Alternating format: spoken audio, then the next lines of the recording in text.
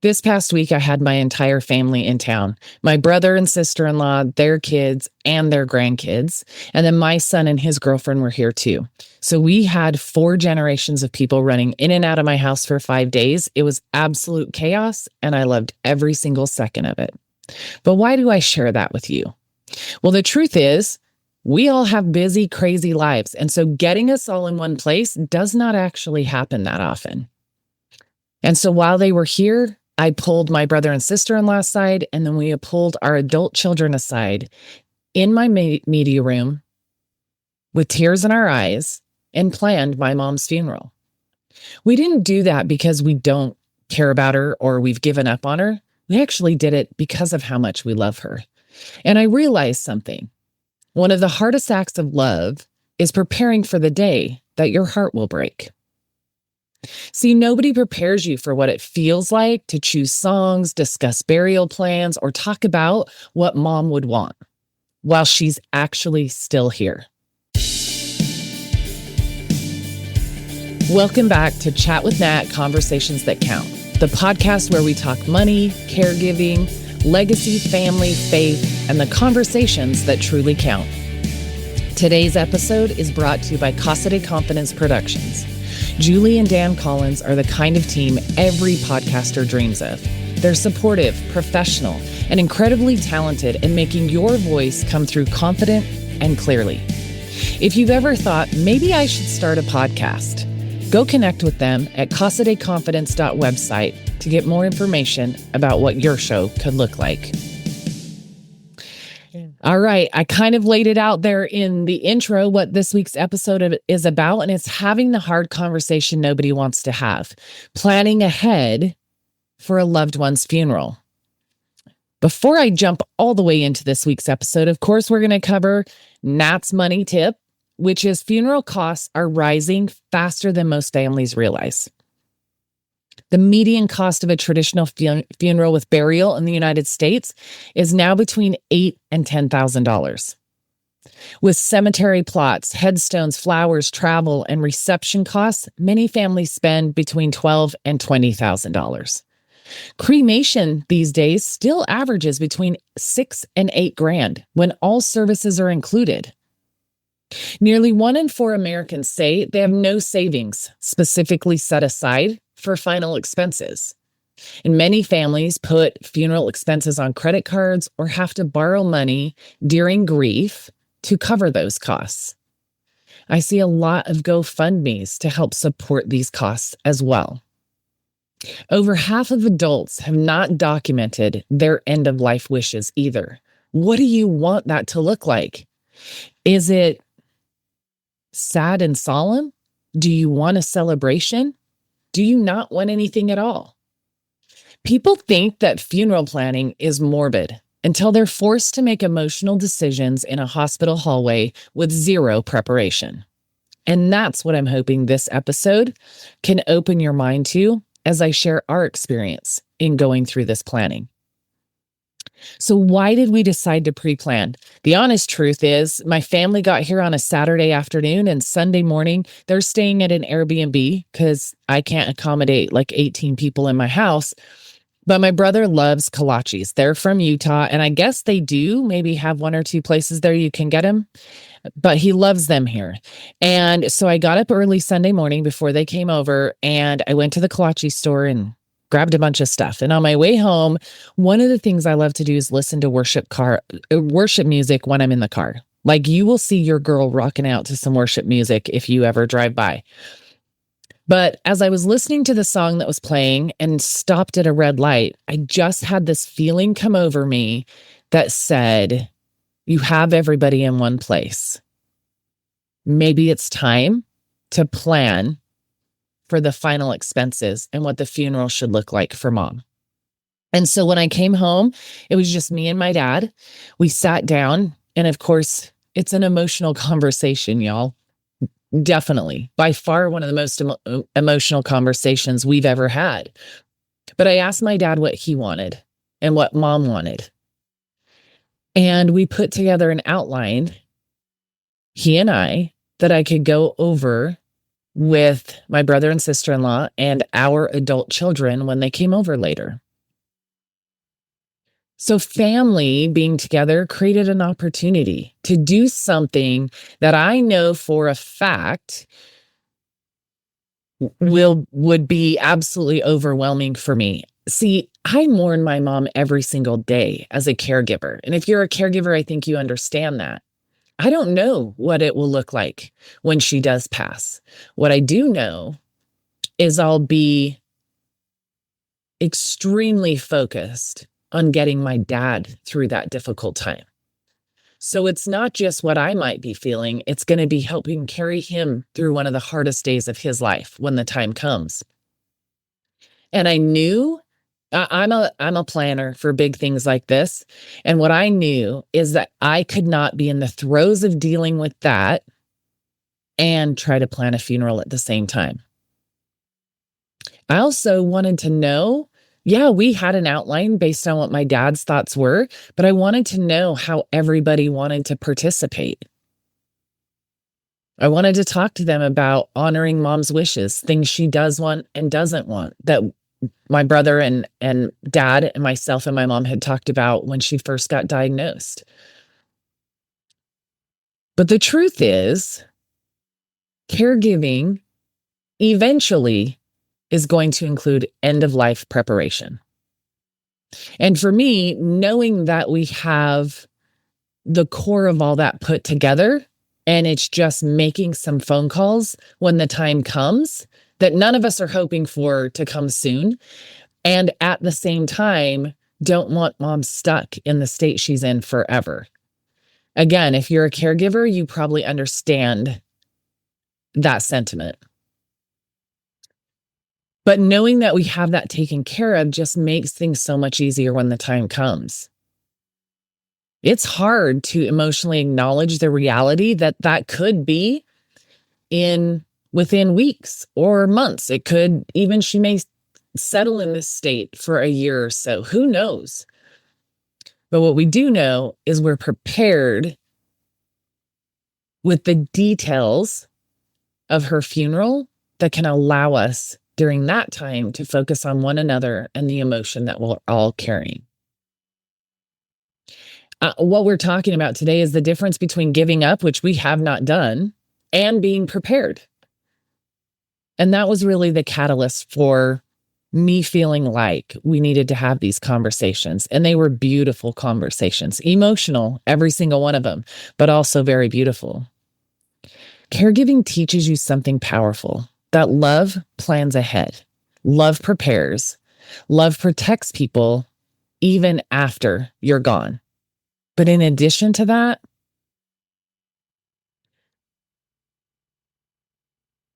I don't even know how to, in addition to all of that, love pushes you to accept the reality of what's coming down the line.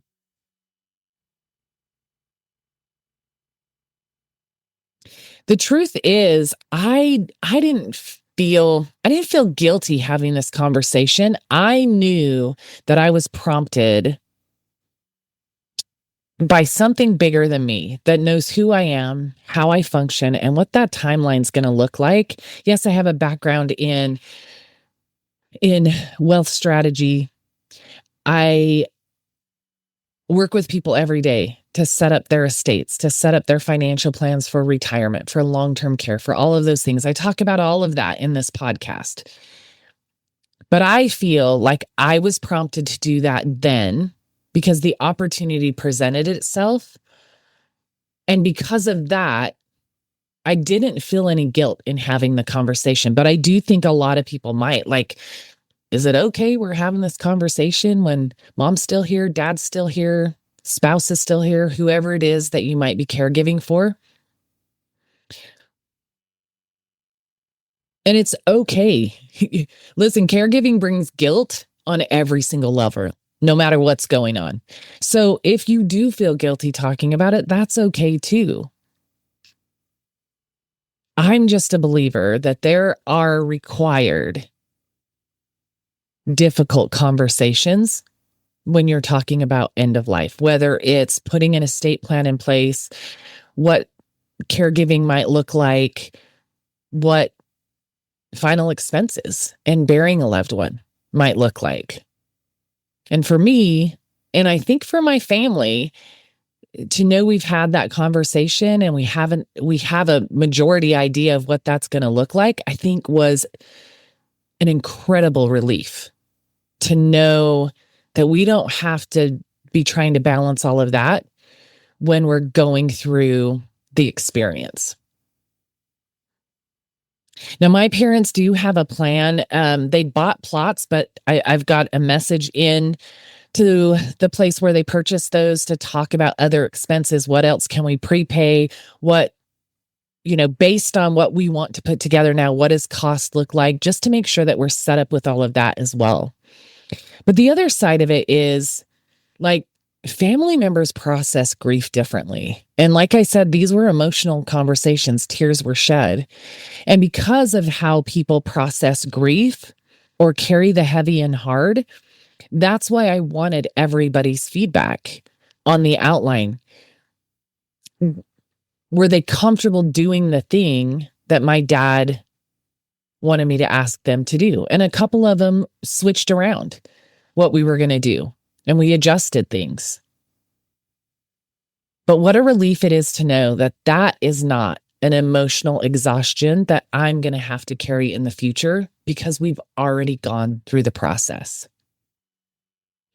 Pre-planning a funeral isn't planning for someone's death, y'all. It's protecting those of us who are still here from the chaos that can arise during one of the most difficult times in our lives.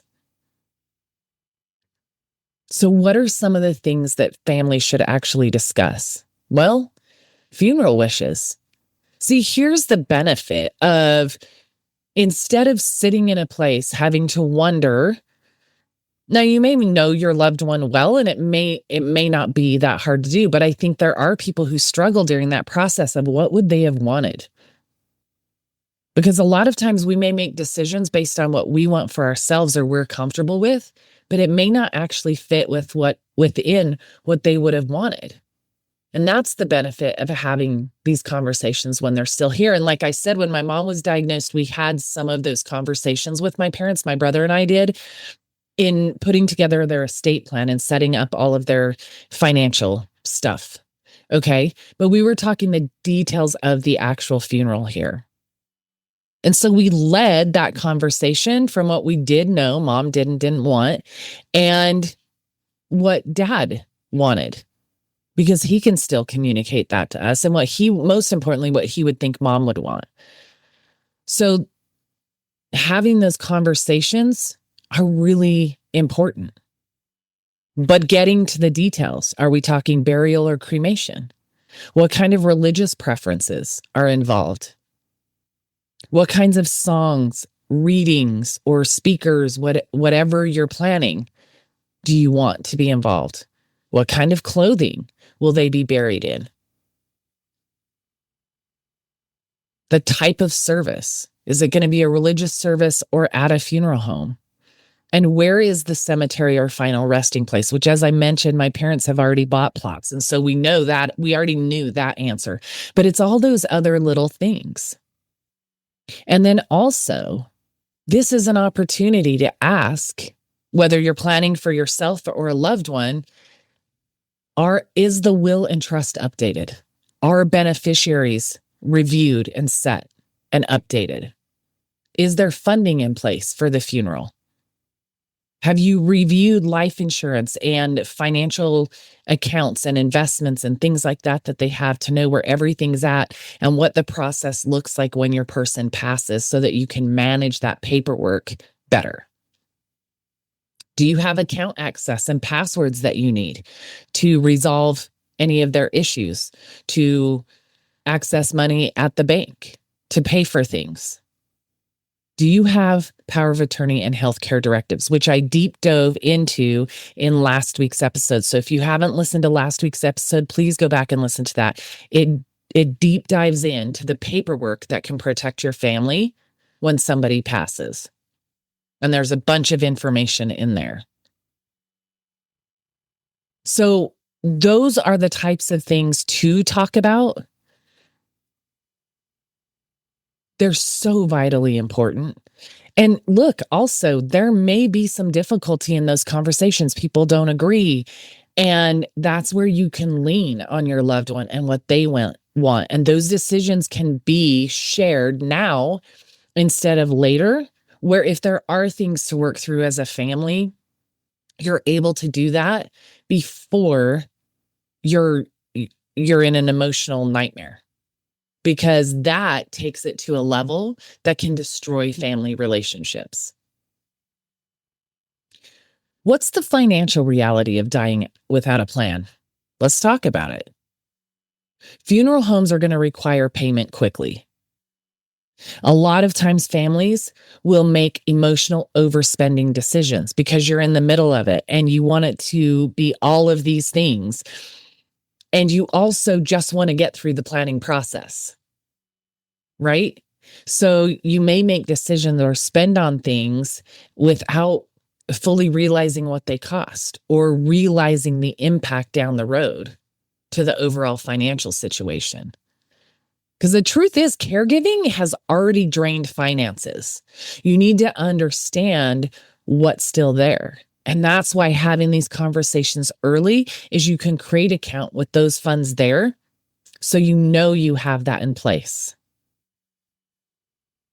The impact of finances of caregiving, lost income, and work during that time can impact the financial ability to cover the costs of end-of-life expenses. And I already touched a little bit on family disagreements that can arise. The GoFundMe culture for funerals is becoming increasingly common. And look, I don't say that to discredit GoFundMe. I give to those when I can.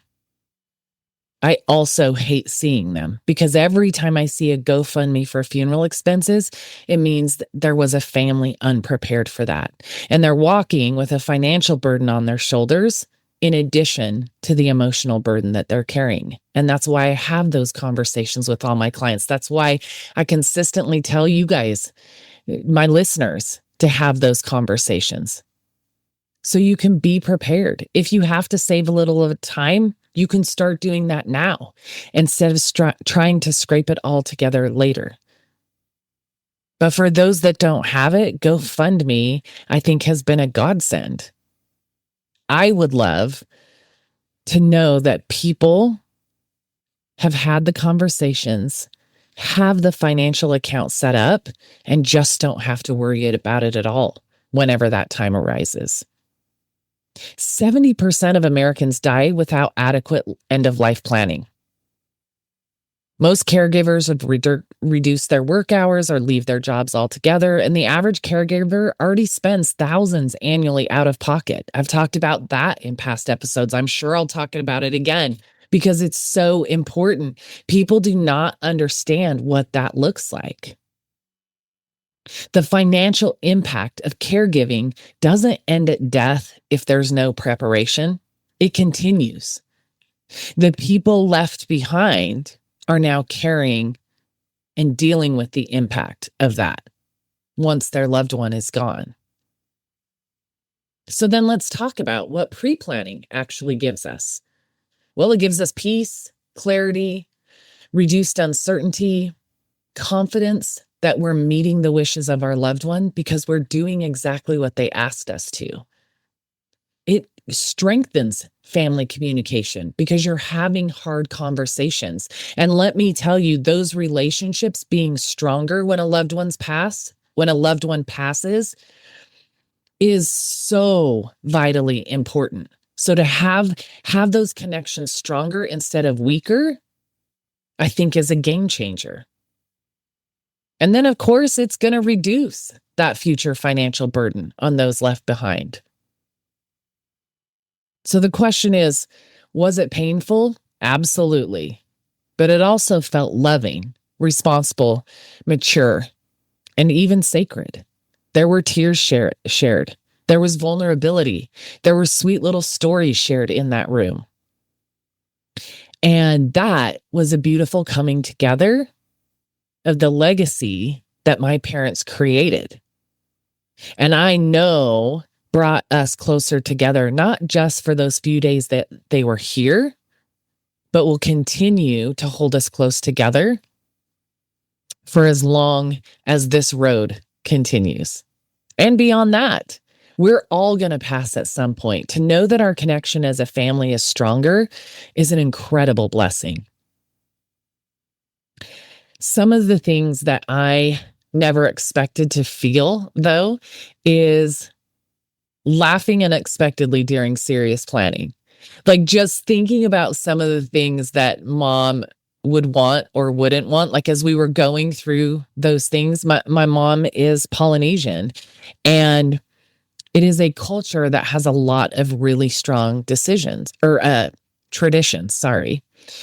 And in talking to my mom and then making these decisions, talking to my mom a few years ago and then making these decisions now, I mean, we just chuckled about some of the things. She's like, I don't want this part, and I do want that part, and the rest y'all can figure out, type of thing. So, just kind of chuckling about some of the things that would make my mom just say, are you kidding me, you guys? We did. We had some time to laugh and smile throughout this difficult conversation, but also realizing how much of mom shined through in that conversation that she wasn't even a part of. There's the aspect of feeling really protective of who my mom is, of what was important to her, of also wanting to protect things about the culture and the traditions that are going to be included. I think the conversation wore all of us out emotionally. But also, I believe that every single one of us felt a level of relief of having had the conversation and knowing what to expect in that regard when the time comes. Sometimes caregiving means fighting for life, and sometimes it means preparing with dignity for eventually what's going to come for all of us. This experience with my family was so special to me. And it feels really sacred that we have a plan that our mom, our grandma, our great-grandma is going to feel good about. And that most importantly is going to honor her in a way that she deserves whenever that time comes. My hot take for this week is just a reminder that avoiding hard conversations doesn't prevent hard moments. It makes them heavier and harder later. If you love your family, please give them clarity. Give them plans, give them instructions, give them peace.